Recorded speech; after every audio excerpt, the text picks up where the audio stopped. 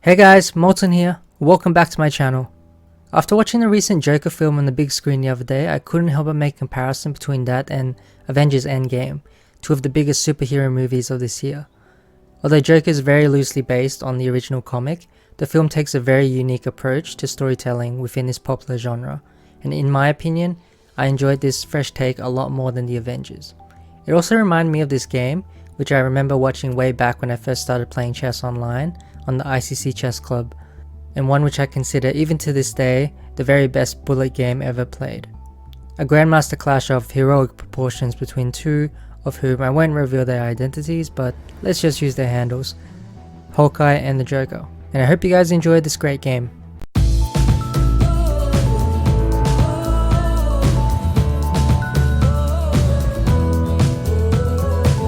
So the game started 1e4, knight c6, the Nimzovich defense, knight c3, black played e5, transposing back to a 1e4 e5 opening, g3, bishop c5, bishop g2, knight f6, knight ge2. White goes for a fianchetto setup against the e4 e5 pawn structure, and this is a very easy setup to play if you want to avoid any of the main lines and any of the more popular approaches for white, since white gets a very aggressive position and it's very easy to put your pieces. Simply white's going to play the move d3, he's going to play h3, he's going to castle and then look to play f4 and start a kingside attack immediately against the black position. Here black plays d6, white goes h3, bishop to b6, and white simply castles. h3 is to stop moves such as knight to g4 as well as bishop to g4. Black follows suit by castling, and here white plays the move king to h2 to unpin from that long diagonal and set up the move pawn to f4. Black played rook to e8, and here white immediately plays the plan with pawn to f4, putting pressure on the black position and threatening to close everything up with the move pawn to f5. If black allows the pawn to get to f5, then white will have a huge and serious advantage there, because with the center completely closed, white is free to simply march his pawns up the board and freely attack the black king side. Therefore, black here can't allow the pawn to get to f5, but we have to take it. After which white decides to take back with the pawn, leaving him with more attacking chances as well as a possibly open g-file to play with. Now, in bullet games, since time is such an important factor, having a very aggressive playing style is very, very beneficial to you, since it can force your opponent to think longer as well as cause them as much problems as possible in the position. Even sometimes your move isn't completely 100% sound, it doesn't really matter so much. Therefore here black decides to go for the trickiest move in the position, but a very natural one for an attacking player, and that's the move knight to g4 check. The idea is that if white doesn't take the knight and plays king back, then we have knight to f2 check, forking the king and queen.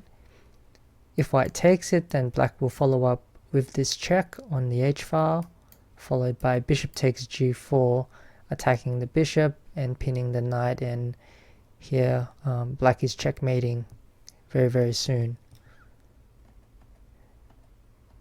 Therefore, the only response for white after the move knight to g4 check is to move the king up the board, after which it looks like the black attack is completely halted because there's no easy way to follow up here, but black manages to find a very, very unique move here, and with the idea of pushing the king up the board and going for a king hunt. Here he plays the move knight to f2. Here white is really obliged to take the knight, since declining the sacrifice again will just give black more and more time. Therefore white goes rook takes f2, and now black played an absolutely huge move. He played the move queen to h4 check, which is technically actually a mistake, since white can actually take this and he has a defense, but in a 1 minute game with your opponent under so much pressure, it's a very good move, and it's a very tricky move since white has to find the only defense.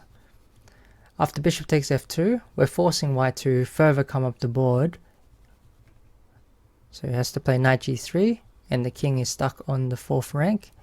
If we can get the king up further to the 5th rank, that would be even better for us. So that's why black followed up with the move rook to e6 and threatening rook h6 check.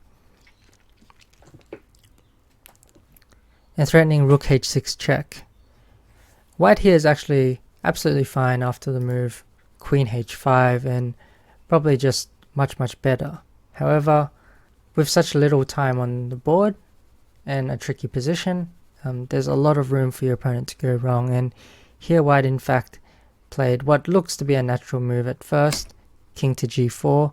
The idea is that he immediately wants to run the king backwards to safety, which is a very natural response, but black has none of that. Black immediately plays the move knight to d4, cutting off the king's escape route on f3 and threatening nasty discovered checks with his rook.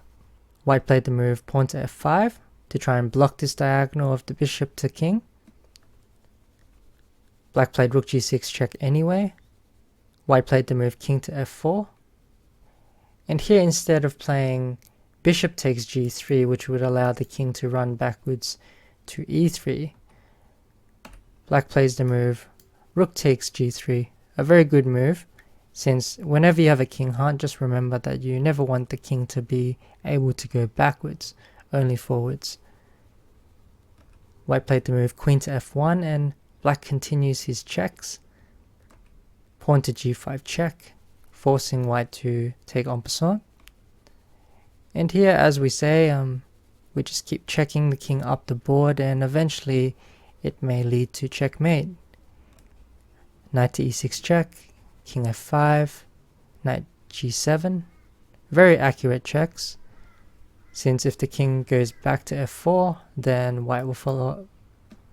Then black will follow up with knight to h5. Therefore, the white king is forced to come up the board even further, and at this point in time, the white king has come up way too far into the black camp, and it's very unlikely it's going to be going back anytime soon. Rook takes g6 check, forcing the king up to e7. Black plays rook to e6, king d8, and here again black plays a very nice, quiet move in the position. Instead of following up with any more checks, he simply plays the move bishop to b6, simply threatening rook to e8, and this is unstoppable from the white side.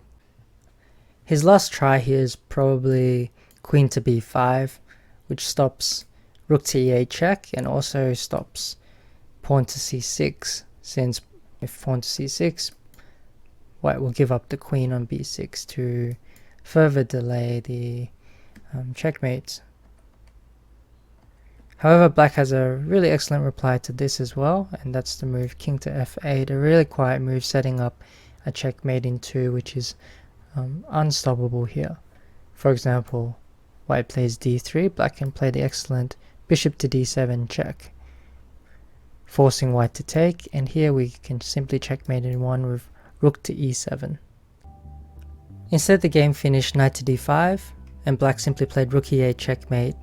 A really interesting and well played game by both sides from two of the best bullet chess players at the time. I hope you guys enjoyed this video. Thanks for watching, and I will catch you on the next one.